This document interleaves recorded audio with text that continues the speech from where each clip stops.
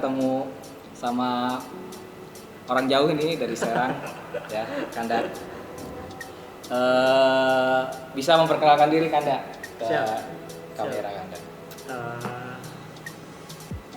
Assalamualaikum warahmatullahi wabarakatuh teman-teman. Sebelumnya thank you Bang Sayuti udah diajak podcast lah bahasanya di sela-sela kebetulan LK2. Kebetulan di Tangerang nih di Asrama Haji.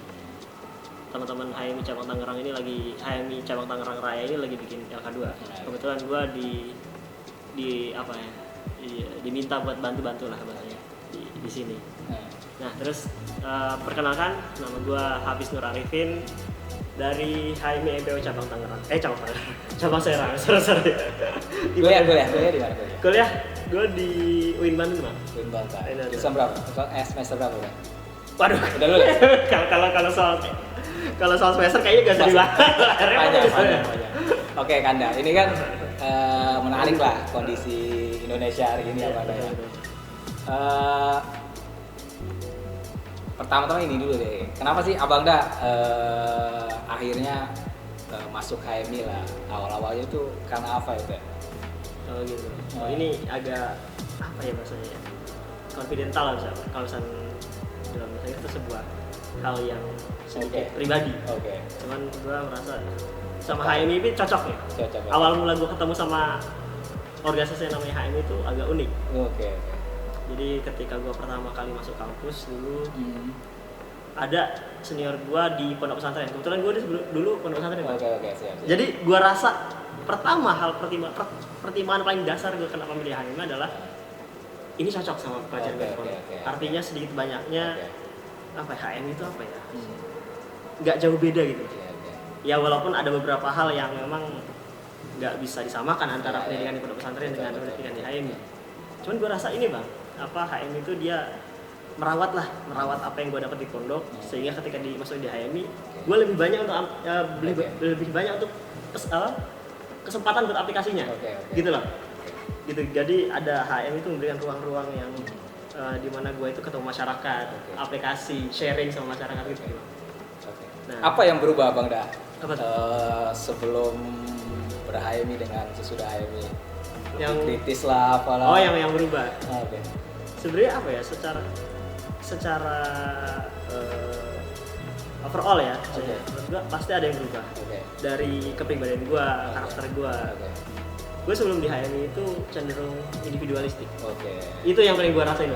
Sumpah itu. Ya iyalah gadget ya lebih individualis. Gue lebih mikir ya buat apa gue mikirin orang lain gitu loh.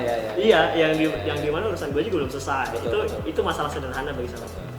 Tapi ketika gue masuk ke dalam ranah kampus, gue menemukan realita bahwasanya gue itu dicetak untuk kuliah itu untuk bermanfaat. Itu sebenarnya alasan pertama itu ya. Alasan gue ingin beraktivisme lah, bahasa ikut gabung ke organisasi gitu. Sebelum gue ketemu sama namanya HMI. Nah, gue sadar di pondok pesantren juga gue banyak menerima petuah-petuah dari kiai-kiai gue bilang ya hidup tuh kalau misalkan nggak bermanfaat tuh ibarat kamu hidup cuma ngabisin jatah beras. Itu di situ Bang. Di situ yang mengubah mindset gua. Itu satu. Dua, ingat banget gua. Ketika di satu kelas ada satu mata pelajaran gua diajar sama satu ustadz.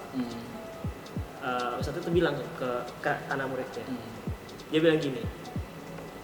Suatu hari nanti saya pengen salah satu dari murid-murid gua, murid-murid saya itu ada yang jadi tokoh nasional. Itu secara pribadi bagi gua berkesan banget. Dan itu ketika itu yang pada saat itu gua masih SMP, itu langsung kayak terkoneksi gitu. Kayaknya gua harus mewujudkan keinginan kiai gua gitu. Dari situ Bang, secara pribadi tuh.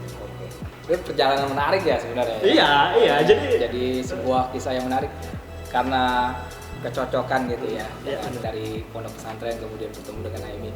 Nah ini kan hari ini misalnya kita bicara generasi Z lah, Gen Z. Gen Z ini kan terkenal mager gitu ya, mager. Nah lu ya namanya pertama kali masuk kan biasa bingung kan, masuk organisasi ngapain gitu. Itu cara ngatasin hal yang pertama itu mager tuh gimana tuh Abang Das? Untuk aktif lah ya, kan panjang kan akhirnya gitu seperti itu. Itu energinya buat memotivasi diri sendiri tuh apa Abang Das? Semangat pengen tahu terus atau ya gua karena ketertarikan gua yang kuat akhirnya gua ya udah gua jalan terus deh gitu. Kalau yang merawat gua pada sampai hari ini adalah ini Bang. Abang pasti ngalamin ya bagaimana kita perkaderan kan, nyari kader segala macam kan gitu kan. Nah, gue tuh pengalaman. Beberapa kali gue di HMI MPO ini gue mengajar orang, ngajak orang masuk HMI MPO, kemudian ikut berproses, ngajak mereka untuk aktif. Nah, sebenarnya yang merawat gue itu bukan orientasi gue, Bang, jujur aja gue. Yang merawat gue supaya untuk gue bertahan itu bukan orientasi gue pengen jadi tokoh nasional, bukan. Itu sebenarnya bonus kalau bagi gue itu bagian aja. Kalau jadi ya udah, kalau enggak ya udah gitu.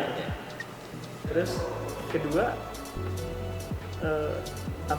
yang bukan merawat gue itu bukan jaringan, bukan senior, bukan. Yang bikin gue bertahan itu karena kader-kader gue. Serius. Jadi motivasinya ya jadi guru kader ya. Sumpah. Iya, itu makanya kata gue dari awal tadi itu ini pribadi banget. Apa substantif banget, dan gue merasa gini. Aku masih ngalamin ya, ngajak orang ber-HMI atau ngajak orang masuk betapa sulitnya ya. Itu satu sulit. Kedua, yang sulit itu bukan ngajaknya, merawatnya. Iya kan gitu. Itu masalah sederhana bagi anak-anak organisasi. Kemudian gue sadar bahwasanya ini tanggung jawabnya gue nih, mereka ini. Betul. Satu, dia itu harus berkembang. Gue harus membuktikan apa yang gue tawarkan ke mereka. Bayangin Bang. Betul. Iya nggak? Iya. Kan orang masuk organisasi macam-macam ya. Iyalah. Nah, jadi ada yang mau masuk HMI karena punya jaringan banyak, ada organisasi yang pengen punya karir yang bagus, macam-macam. Dan itu gue harus jamin. Nggak 100% gue berikan, cuman artinya gue upayakan lah. Kasih gambaran minimal lah. Minimal gue kasih gambaran kata gue. Dan yang patut kita sadari, ngurus HMI itu berat. Ya, tanggung jawabnya berat dan melelahkan.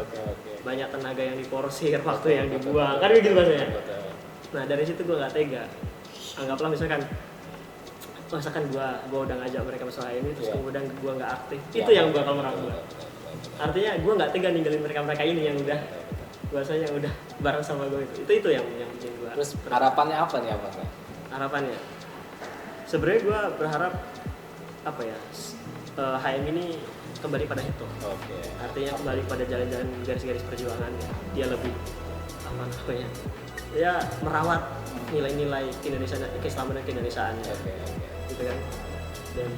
Dan gue rasa dari sisi organisasi ini adalah hal yang penting ya, transformatif. Itu yang penting. Gue berharap HMI itu bisa jelaskan transformatif itu apa? HMI, gue menganggap bahwa HMI itu sekarang cenderung monoton. Jujur aja, ini otokritik ya. Otokritik gue buat HMI. HMI cenderung monoton.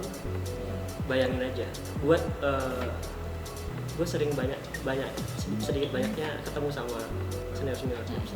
Mereka selalu bilang, kenapa HMI itu begini aja? Cenderung monoton, gitu-gitu aja, kegiatan begitu-begitu aja gitu. Ya aksi-aksi gitu tuh. Terus kemudian dia ketemu sama seniornya, terus jadi begitu-begitu aja gitu. Jadi nggak ada yang berubah.